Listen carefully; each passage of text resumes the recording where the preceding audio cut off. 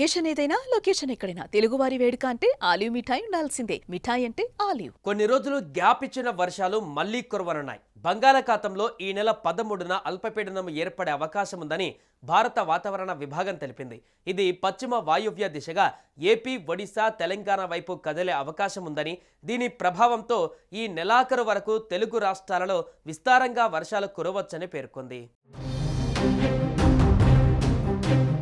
అల్పపీడన ప్రభావంతో ఒడిశా, ఆంధ్రప్రదేశ్, ఛత్తీస్గఢ్, తెలంగాణలో ఎక్కువగా వర్షాలు కురుస్తాయని చెప్పారు. అయితే ముఖ్యంగా ఉత్తర కోస్తా జిల్లాలలో భారీ వర్షాలు కురుస్తాయని వాతావరణ శాఖ అధికారులు తెలిపారు. మరోవైపు రాబోయే 2-3 రోజులు ఆంధ్రప్రదేశ్లోని పలు ప్రాంతాలలో తేలికపాటు నుంచి ఓ మోస్తారు వానలు పడవచ్చని అమరావతి వాతావరణ విభాగం తెలిపింది. సెప్టెంబర్ 9 వరకు ఉత్తరాంధ్ర, యానంలో ఉరుములతో కూడిన మెరుపులతో భారీ వర్షాలు కురిసే అవకాశం ఉందని పేర్కొంది. ఉత్తర కోస్తా, దక్షిణ కోస్తా, యానం, రాయలసీమలోని కొన్ని ప్రదేశాలలో గంటకు 30 నుంచి 40 కిలోమీటర్ల వేగంతో బలమైన గాలులు వీచే అవకాశం ఉందని తెలిపింది.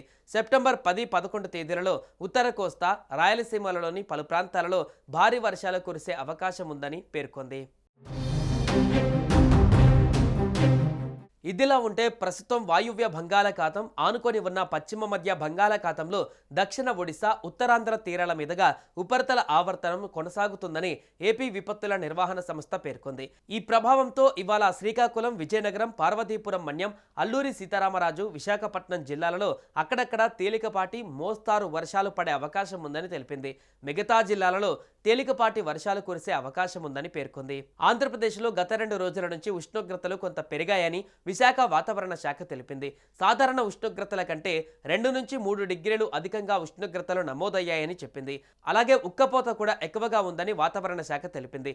అయితే 13న బంగాళాఖాతంలో ఏర్పడే అల్పపీడన ప్రభావంతో కొన్ని జిల్లాలలో భారీ వర్షాలు పడతాయని తెలిపింది.